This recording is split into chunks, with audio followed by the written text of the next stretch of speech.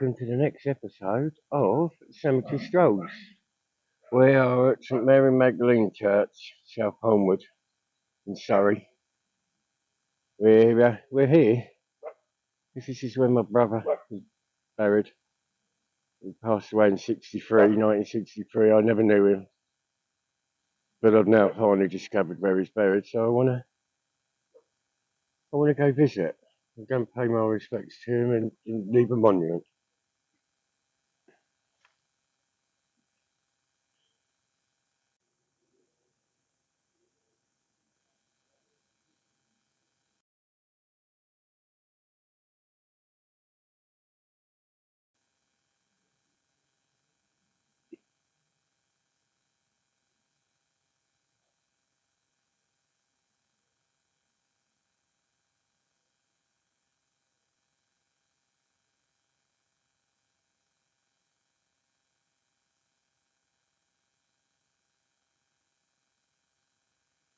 It looks like this graveyard's got old and new now mixed together.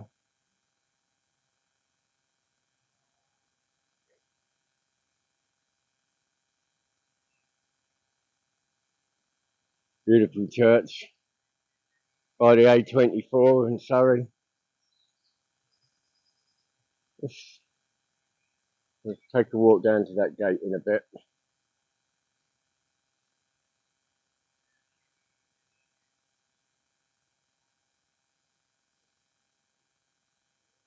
Literally come in the gate we come in, we're going to walk all the way around. There's the oak leaf in the church. Big symbol of Surrey, the oak leaf. Yeah, and the oak tree.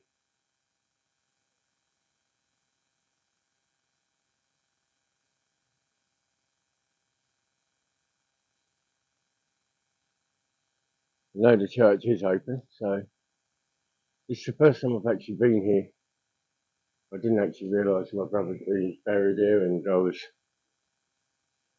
didn't even know this church is here, and I grew up in this area. So let's go in and explore.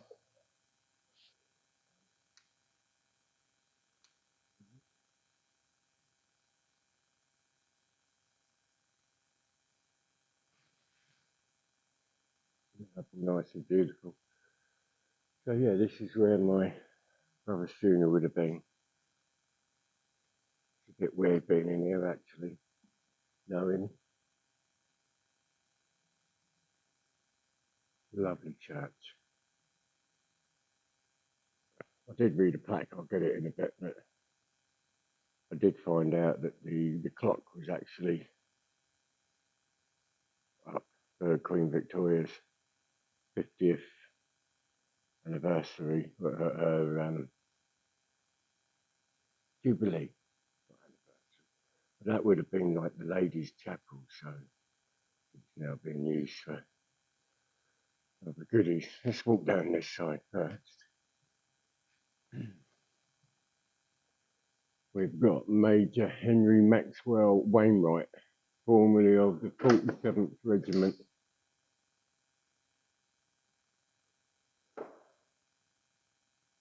Here we have in the sacred memory of the men of Holmwood who fell in the great. That's a lot of people to lose for a village. Absolutely a lot.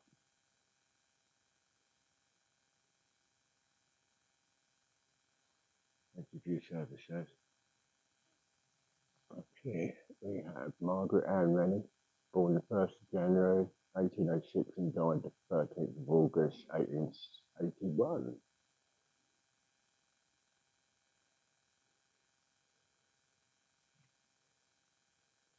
George Rennie, CERFS, born the 3rd of December 1792 and died Good Friday the 30th of March 1866. We will in fact visit George Rennie's grave outside when we're in the graveyard, and I'll tell you a bit more about him. Yeah, the noise at the door was a lovely gentleman who he's talking to me. His wife is the organist of the church, and she's been the organist here for 70 odd years now. She took it over when she was 9 years old, when the original organist was passed away. The original organist was actually teaching her the organ. And she took it over, and since then, been the same organist in this beautiful church. So she would have actually been the organist for my brother's funeral too.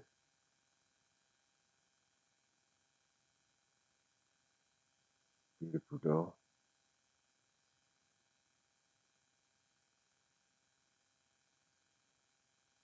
Martin Frederick Heath Cadwell, Caldwell, 2nd Lieutenant, Cheshunt Troop RHA, killed in action May the 16th, 1915, near Reichborn, the Avor, aged 21, buried in France.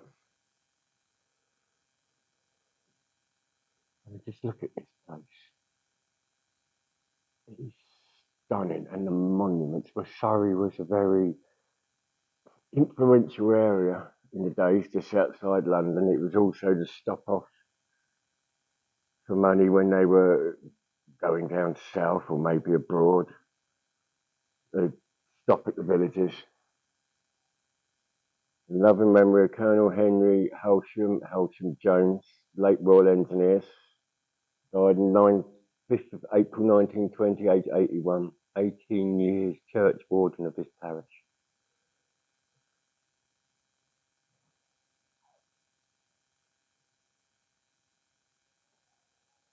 This is different. AD 1887, to the glory of God. This window is placed by Mary Littledale Hawkins, in loving memory of husband, nephew and niece, Major Road Hawkins. That's different on a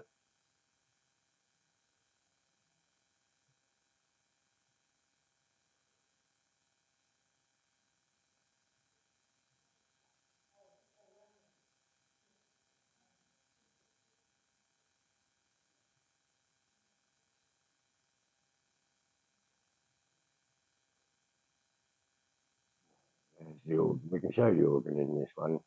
Unfortunately, one of them I've been to, the organist wasn't too happy with me being there.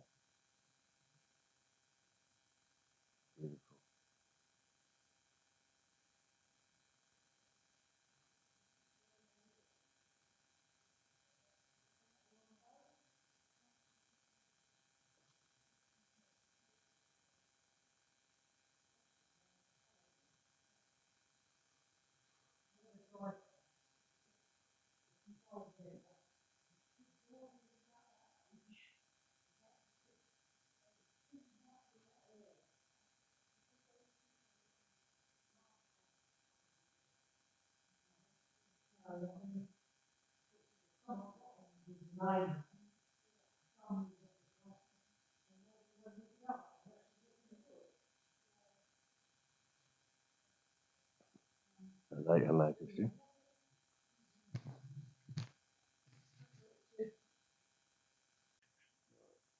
Loving memory of Admiral Leopold George Heath, KCB, born 18th of November 1817, died 7th of May 1907.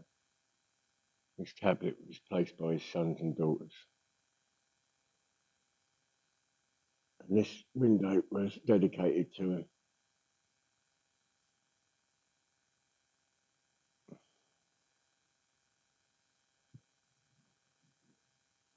We also have World War One, Two Memorial.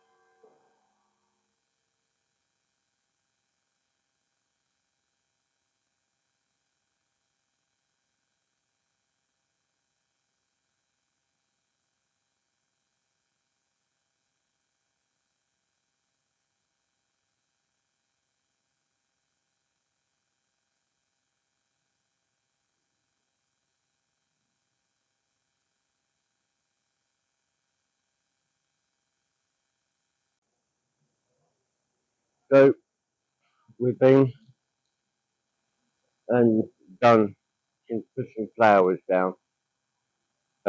We've been given a rough idea where he is.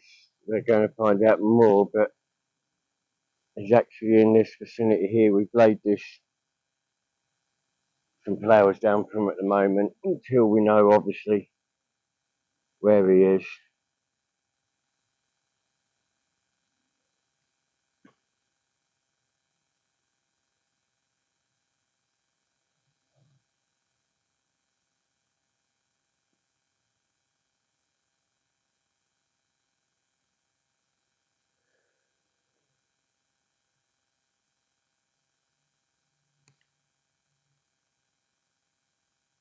Right, so let's have a look around, see who else we have who's looking after my brother.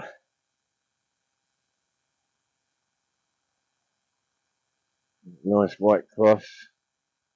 Loving memory of our dear son, Albert George Rice Bridger, who died December the 12th, 1909, age 23.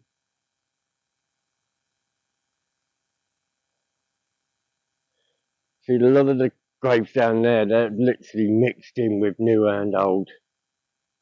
So it's a bit difficult going down this bit. It looks like down the other way where we're going would be better. This has died September the 15th, 1891. It's her 64th year.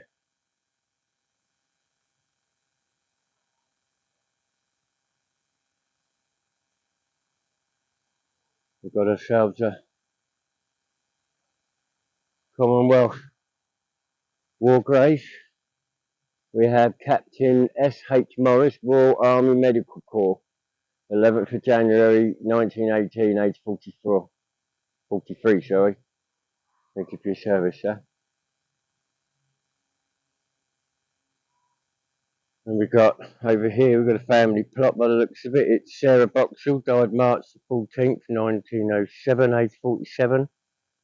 Also Mary Ovington, died 30th of December 1943, age 65. And Henry William Ovington died February 18th, 1952, age 78. This is pretty. We've got dear Thomas Knight, born March the 8th, 1845, and died September the 19th, September the 29th, 1915. Mary Ann Knight died 1928, and also Herbert Cliff Knight died in Sri Lanka, January 21st, 1918.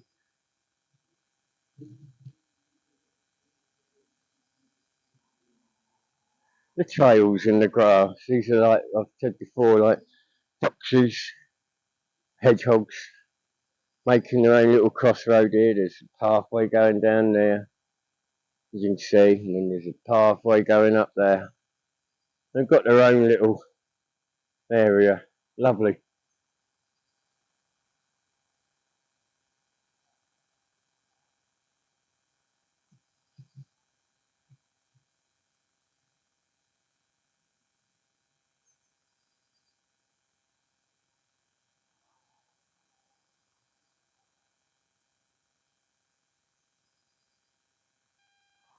Morning.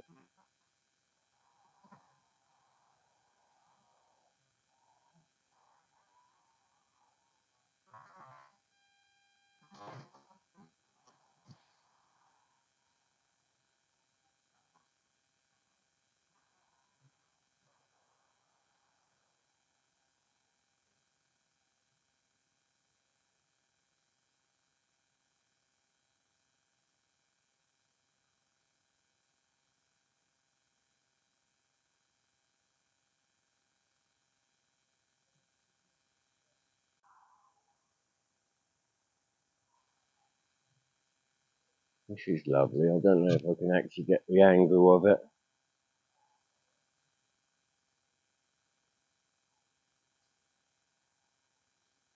underneath the tree, so the light's playing up on me. Hopefully you can see it. It does look lovely. Church bells ringing. 3 o'clock and all's well. Here we have Frederick Palmer Verney, born January 1906 and died December 1923. His mother, Emily Blanche Verney, born 10th 1875, died April 20th 1938, and his father, Frederick Palmer Verney, born August 20th 1887 and died September 16th 1964. Altogether, oh wow.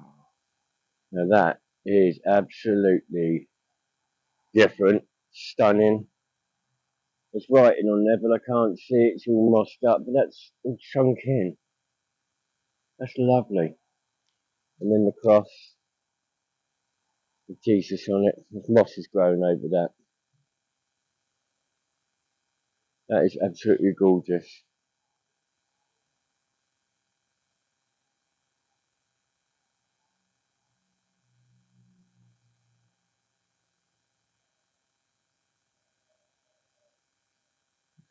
We've got John Charles Wilson Stones, died the 14th of December 1931, aged 70. Elizabeth Stones, died 25th of January 1940, age 82. And Gertrude Elizabeth Stones, died 1st of March 1954. Big cross, face full of midges. Ooh. Memory of Minnie, the beloved wife of Angus Bifus, who passed away July the 3rd, 1927, at Daisy Lodge, Holmwood, after long illness, bravely born.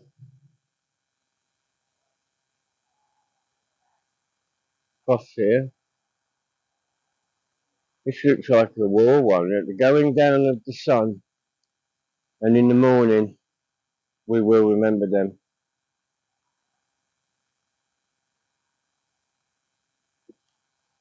I don't know if there's anything else written on it. No, so it does seem to me. Oh, here we go on the back. We have got, in loving memory of Fanny Hornby, the beloved wife of W. St. John's Hornsby, captain in the Royal Navy.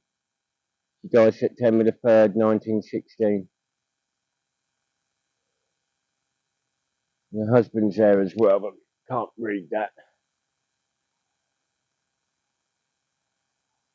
This is the back of that other one, what I see, what was sunk in with the cross with Jesus on. This is what it looks like on the back. It's like angel wings. Beautiful.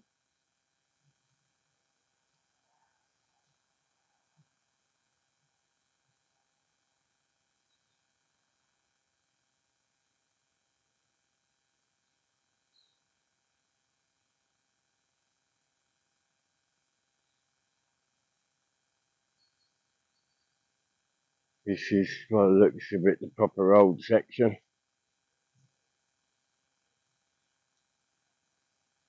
Okay.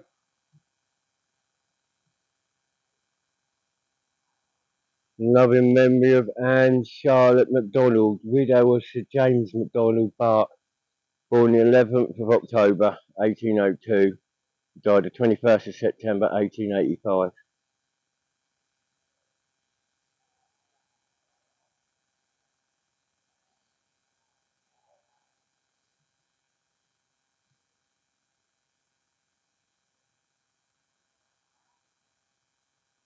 Another family plot.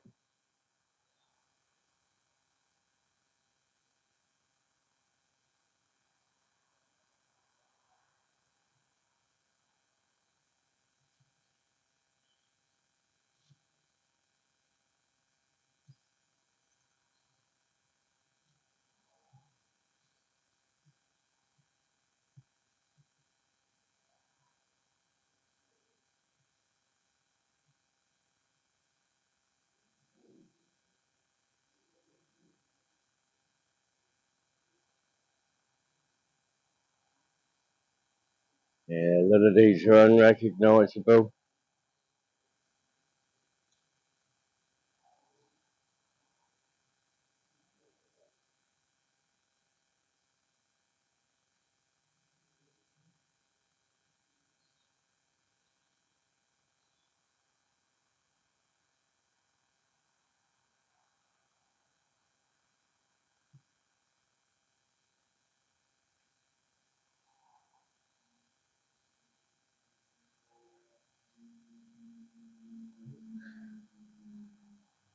See what we've got here. Let's go this way.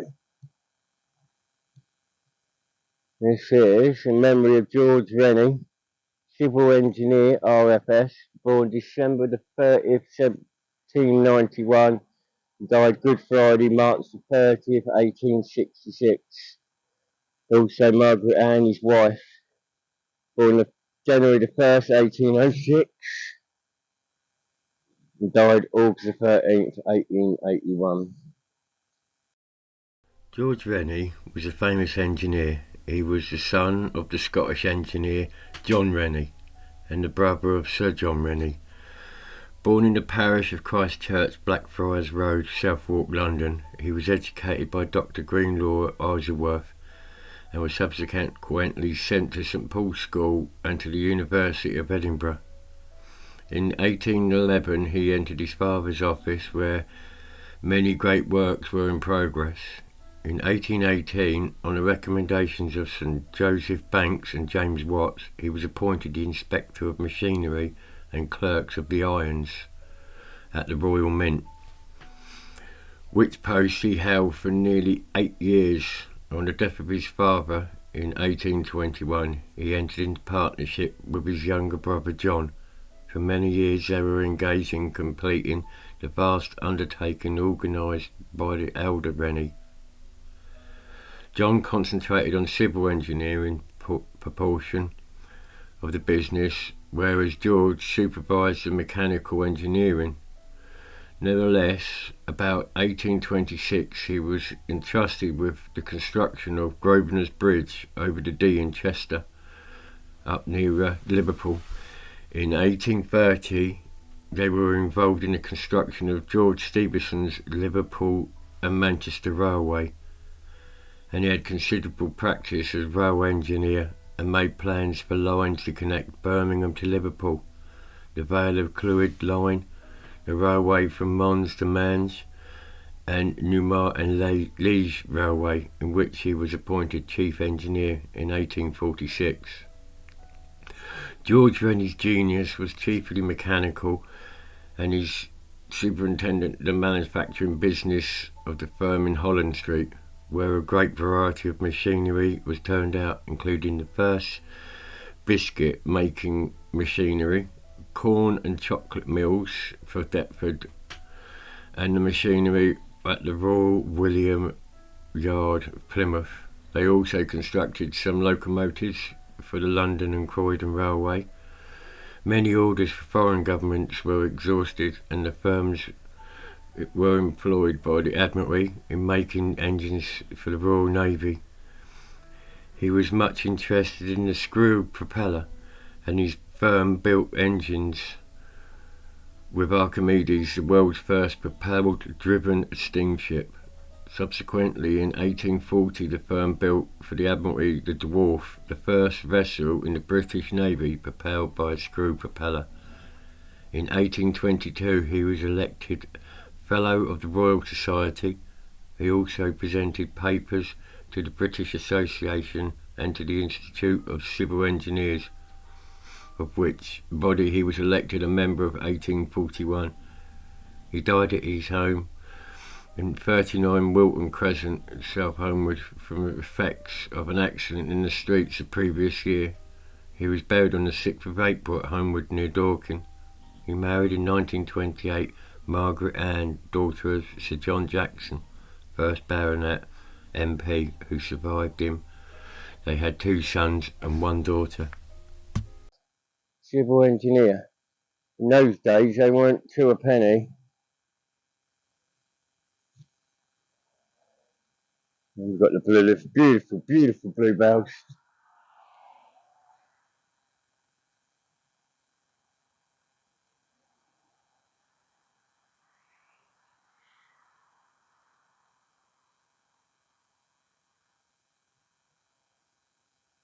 This here is Alfred Olselmonger, age 38,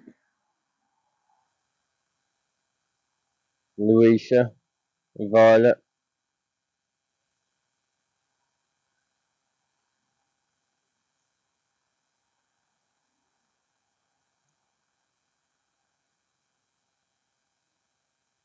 We've got Arthur Edward Bailey, late of Warner Road, Camberwell. That's in London, where it is now. Who died December the 5th, 1893, age 41.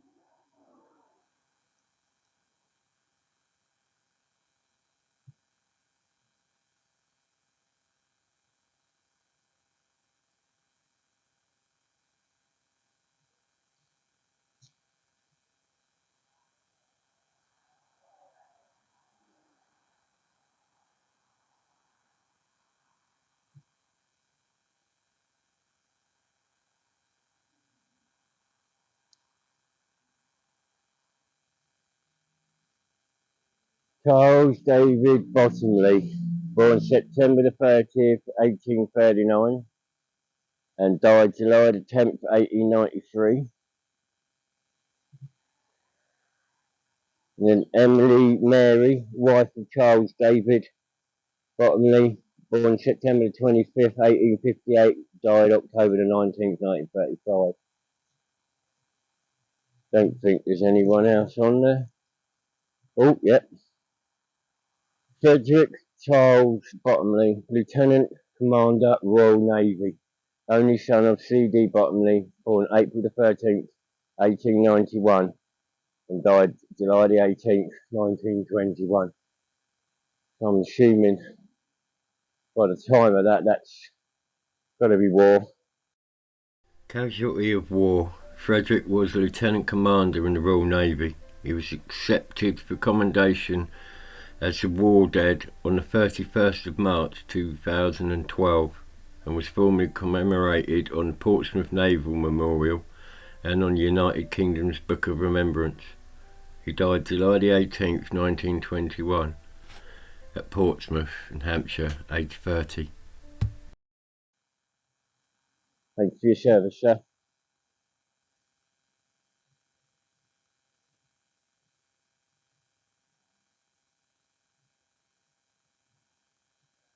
Got beautiful cross, well, Celtic cross. John Vivian Hampton of Oakdale, the Holmwood, born 18th of June 1835, entered into rest 18th of August 1890.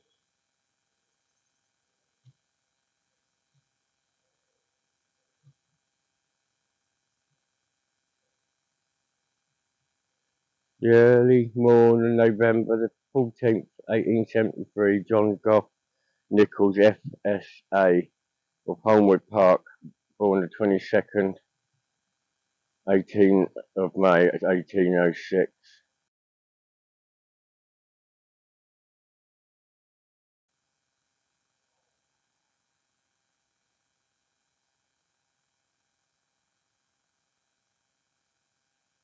Lucy Nichols, beloved wife of John Goff Nichols, born July the 8th, 1820, died November the 9th, 1907.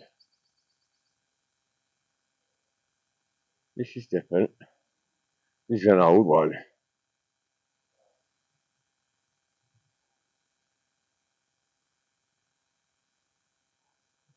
See if we can find anything on it. It's all Roman numerals. That is gorgeous.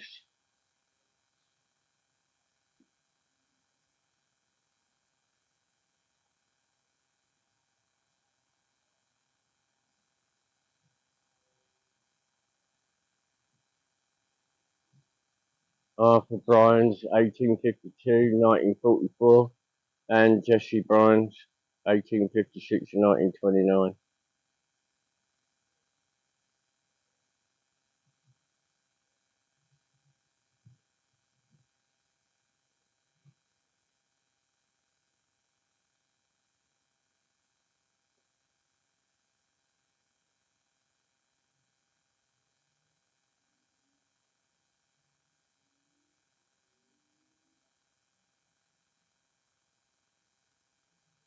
We've got here in loving memory of William Aldridge, who passed away January 21st, 1918, aged 74. Also Elizabeth Aldridge, who passed away 14th of May 1901, aged 56. Also Frederick Thomas Aldridge, son of the above, who passed away 7th of November 1899, aged 14 years.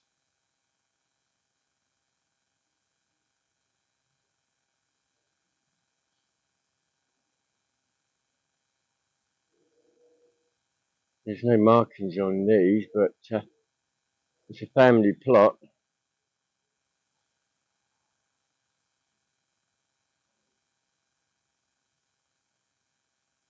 It's bricked in that way, so we've got this little one. Yet again, can't read it.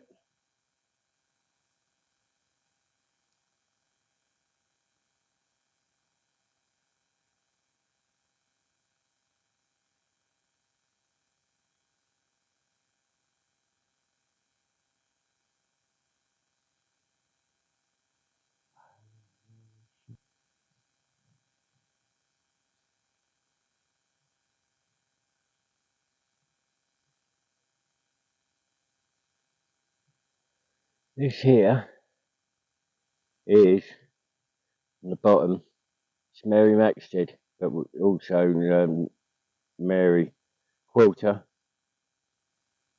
But she's actually known as Mary Milligan. I will tell you more about her. She was a risque person, shall we say. And in our local town, it was two girls. Mary was one of them, and another one was Rita Pennington, who was actually a pastry girl. Lovely ladies, a pair of them. But there was always who was the best. It was like one of those things. But they were both the same. They both had their paths in life. So,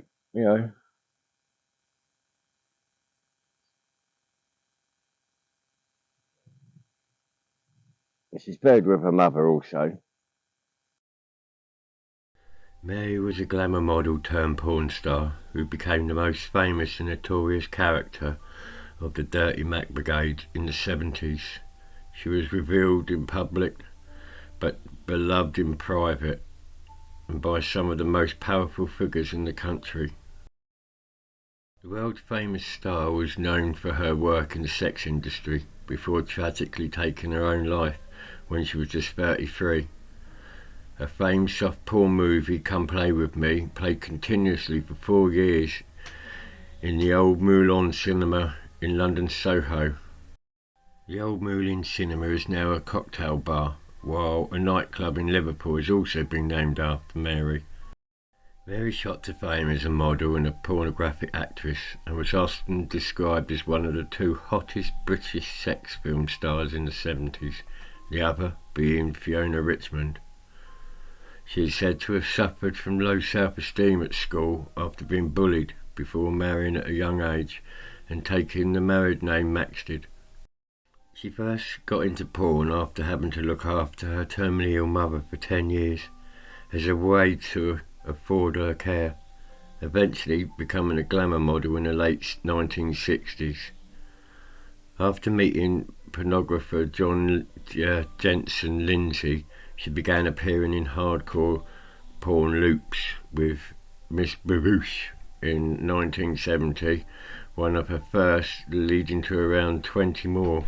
After a brief stint, she returned to modelling for porn magazines such as Knave and Men Only, before starring in a soft-core film Sex Is My Business in 1974.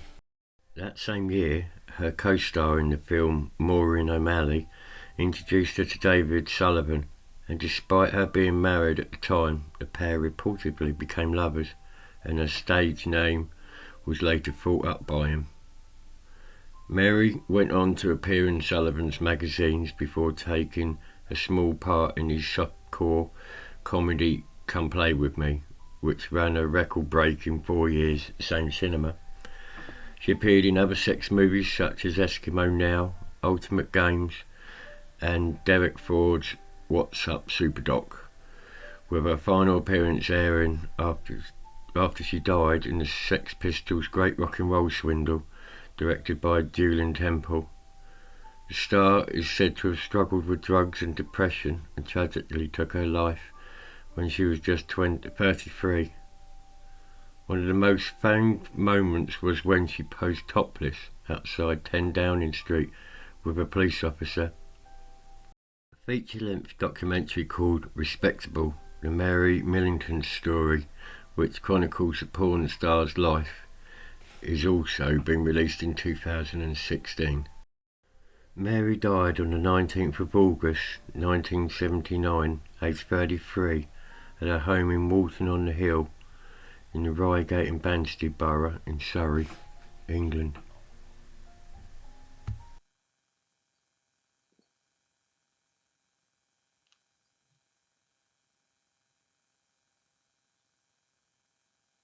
And she's literally, my brother is there. So, no, he is there. That little mound where those flowers are there. He's keeping good company. The whole place is a lovely place. Beautiful church. Thoroughly enjoyed my walk and stroll around here. So, thank you, Mary, for all that you did and gave. Rest in peace.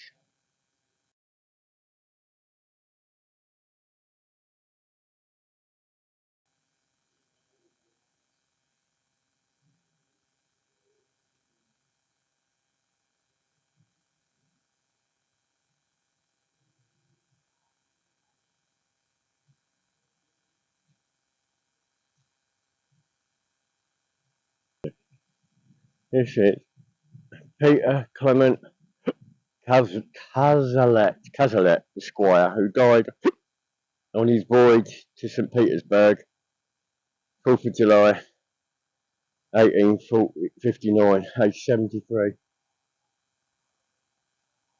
He's got his urn.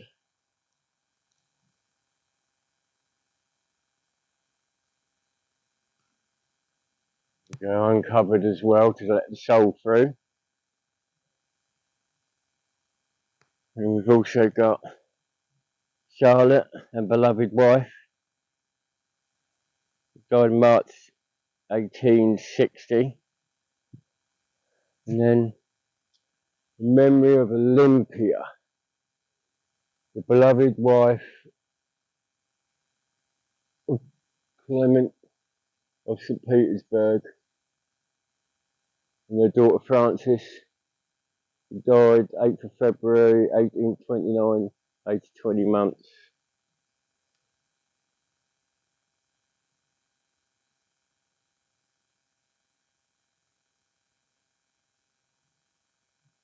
Right, that is it. I think I've covered as much as I can in this graveyard.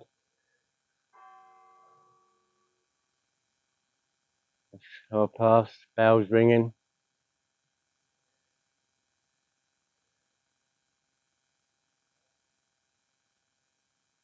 So we've got to do this one quickly. I may have actually done this one in memory of Major Rhodes Hawkins of Redlands, the Holmwood, Surrey, born 4th of February 1821, died October the 19th, 1884. Major Hawkins of Redlands, Holmwood, was well-known Victorian architect, responsible for building, amongst other things, the Victoria Patriotic Building in Wandsworth, London, which still dominates the skyline of its part of London it's in.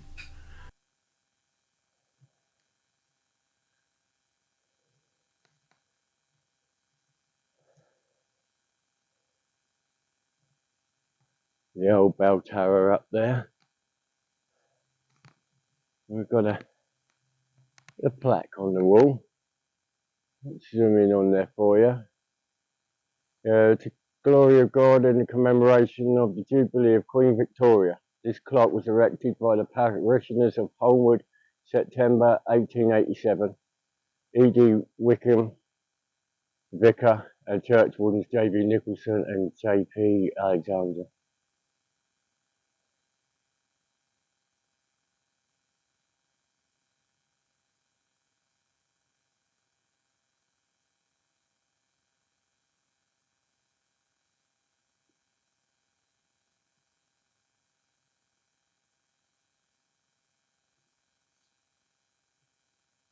Right, so I think we're called at it. Our last on this episode of Cemetery Strolls. I hope you enjoyed it. It's a beautiful church. Mary Magdalene in South Holmwood in Surrey. I get to do something that I've wanted to do for a long time since I discovered where he is, my brother, and then obviously to find out that he's in good company. So I really do thank you very much for helping me. Don't forget to like, subscribe, leave a comment. I do reply to all the comments. So please give me a push. We're doing well. We're only 110 away now from 500. So we need to just push it a bit more. So I thank you very much for joining me. And I'll see you on the next episode of Cemetery Strolls. Thank you very much. Goodbye.